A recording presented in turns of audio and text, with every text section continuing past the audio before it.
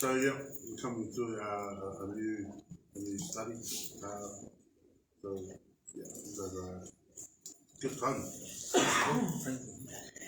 So today's word, we're going to go through the study of the eternal word, and that's found in John 1 verses 1 to 5. John 1 verses 1 to 5. So I ask our Samoan Bible readers, Ioane Mumua, pai pu Mumua I Lima. And I'll ask our English Bible readers. So I ask our King James Version Bible readers, please. John 1 verses 1 to 5. Yeah. In the beginning was the Word, and the Word was with God, and the Word was God. He was in the beginning with God. All things were made through him, and without him nothing was made that was made. In him was life, and the life was the light of men. And the light shines in the darkness, and the darkness did not comprehend it. Samoan Bible readers. Ioane Mumua, pai pu Mumua I Lima. Ia. Saida matanga le loko, saida tua le loko, o le atua foi le loko, o ia lava saida tua le amtanga, na ia whaia mea umalawa, e lea foi se mea tasi e whaia e le whaia e ia. Saida tia le ola, o le ola foi o le mahamalama le amtanga, o kula mai foi le mahamalama le oli. Now,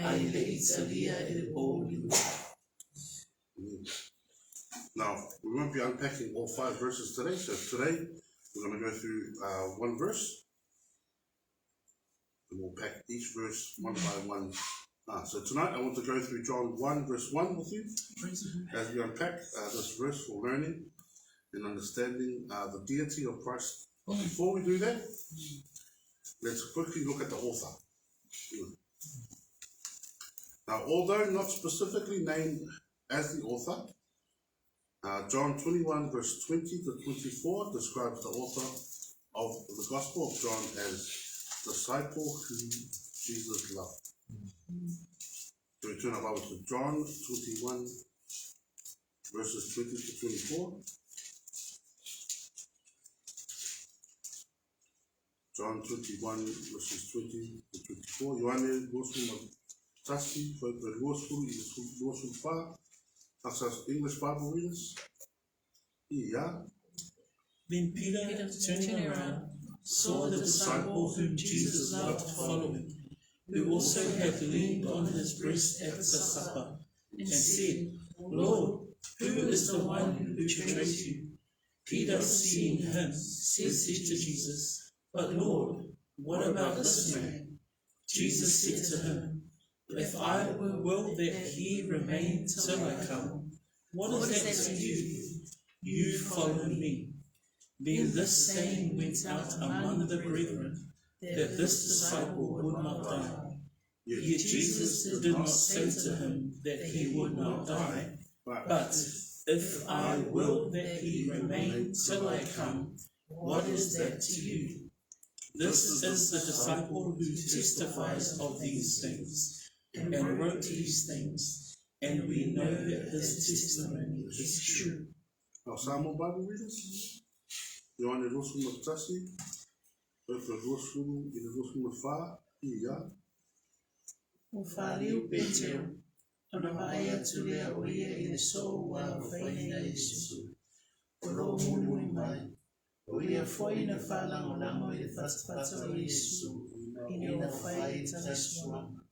Nana whai atu whafoi, neli ie, wai ea whawataina oi, wai lo atu o ia Petero, ona whai mai ea o ia ea Yesu, neli ie, pe wha pe whea o ia nei, ua whetai atu Yesu I atea, a whai o te loto ina ia tumua pea o ia se ia o saus, pe se ale mea ia te oi, ia e mui mai oi ia te a. Ona salalawa ia o le nei tala ia au so. E leo ti lava le so. Ai le whape atu Yesu ia te ia. E leo ti ia. Ai whape ia. A whai o te roto i na ia tu mawea o ia se ia o sa. E se alea mea i te koe. O le so le na o le moli mau ia mea. Mana tu sia ia mea. Ua tata o li rofoi e moni lana mau. But the disciple whom Jesus loved. And for both historical and internal reasons, this is understood to be John the Apostle. So not to get confused with John the Baptist. The Apostle John is the brother of James, another of the 12 disciples of Jesus. Together they record by Jesus Boanerges. Boanerges? You don't pronounce that right. Boanerges, which means the sons of thunder. That was Jesus' nickname for him. Now we see the purpose of the Gospel of John found in John 20 verses 30 to 31. John 20 verses 30 to 31.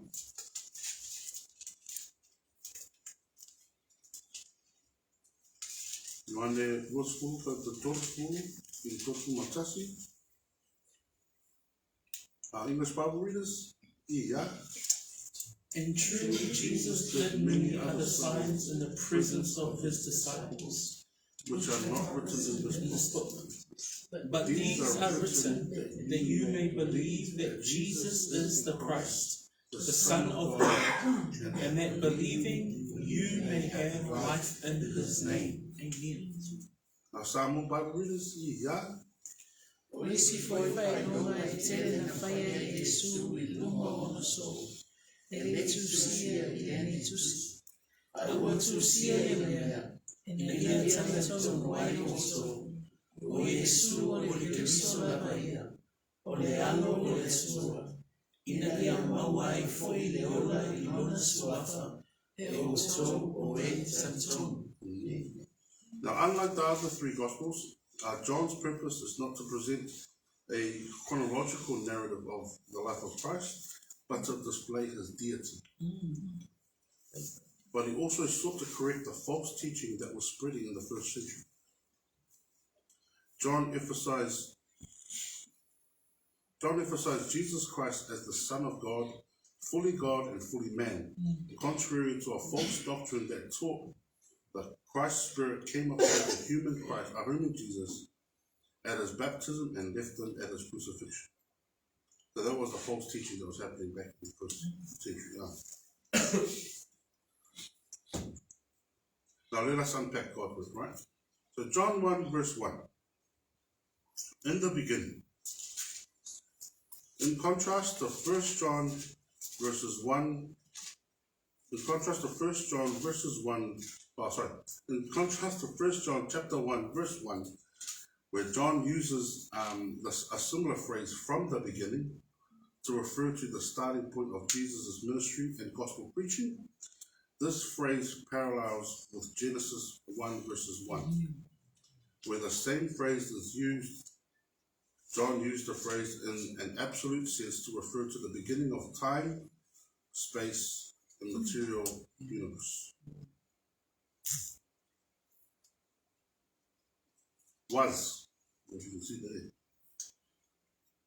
The verb highlights the pre-existence of the Word, i.e. Jesus Christ. Before the universe began, the second person of the Trinity always existed. So was is the pre-existence. Now when you look at the Word, the Word, so that's the next one, just so we can unpack the Word. When you look at the term entirely with Old Testament and Christian meaning, for example, Genesis 1 verses 3, turn about to Genesis 1 verses 3. So this is where God's word brought the world into being. Genesis more puto. Genesis 1 verses 3. Our English Bible readers, yeah. When God said, "Let there be light," and there was light. How powerful is God's word? Our Samoan Bible readers, yeah. Profesa Emmanuel Sua, ia mana malama, ona mana malama idea.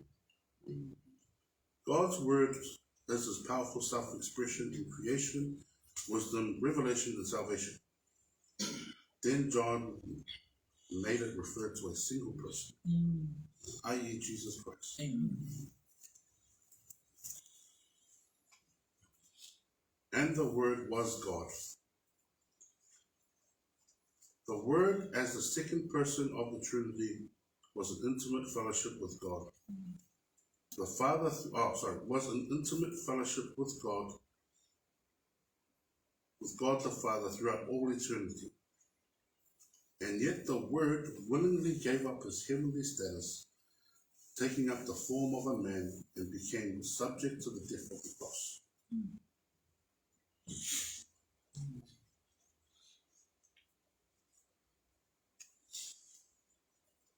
The Word was God. The hypostatic union is the term used to describe how God, the Son, Jesus Christ, took on human nature, yet remained fully God at the same time. Jesus always had been God, as described in John 10, verse 30. I and my Father are one.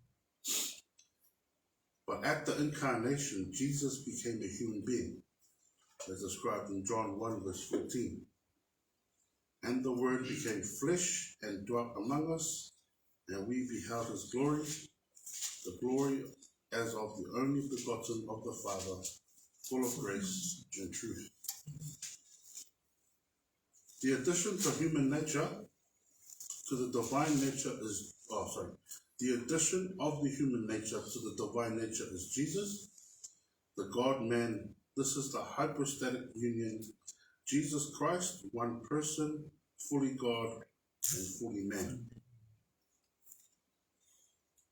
So if we can read our verse that we unpacked today. So all together in the English, all together we'll go English first.